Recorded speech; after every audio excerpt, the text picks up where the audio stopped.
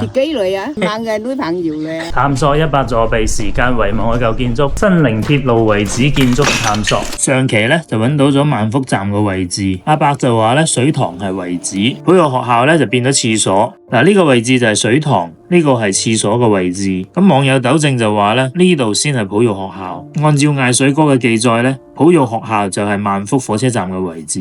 咁本期咧從萬福站出發前往大江。艾水哥話大江火車站咧就係今日沙浦學校嘅位置。我嚟到沙浦村委會嘅位置咧，揾到好耐，一度以為咧沙浦學校都已經拆咗啦，點知抬頭一睇咧，哦，原來你喺呢度。之前咧就拍咗3期嘅大江啦，所以你有興趣咧可以睇下。搜地圖揾沙浦學校嘅時候咧，就搜到咗呢座沙浦殖民小學。雖然咧就經過修葺，已經完全都冇晒舊日嘅痕跡啦，但係咧我發現佢有個好有意思嘅點。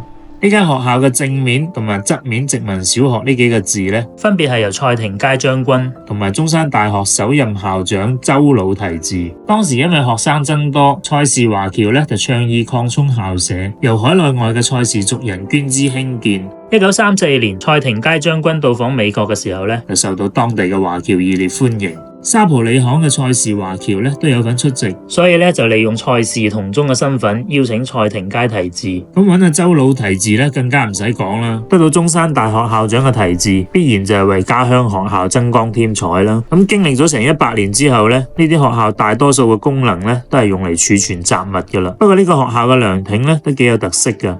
由呢個角度睇咧，古建築嘅靈魂就翻咗嚟啦。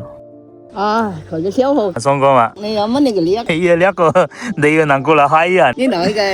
你覺得我哪一個啊？我也唔知道，自己嚟啊，問嘅女朋友咧。係啊，帶個女朋友。唔係話你牙要盤啊嘛？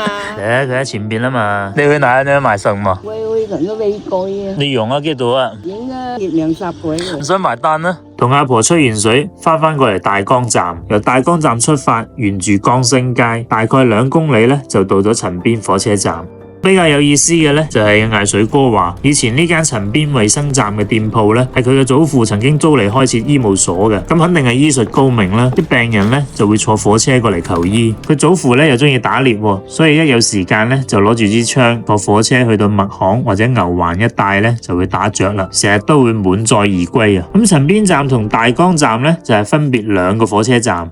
陳邊站嘅框架咧就係原來火車站嘅框架，呢種通風嘅屋頂咧就係116年前嘅產物啦。陳邊站咧仲有個仿火車頭喎。陳邊站作為新寧鐵路嘅一站，通車之後咧就迅速吸引大量嘅華僑回鄉投資。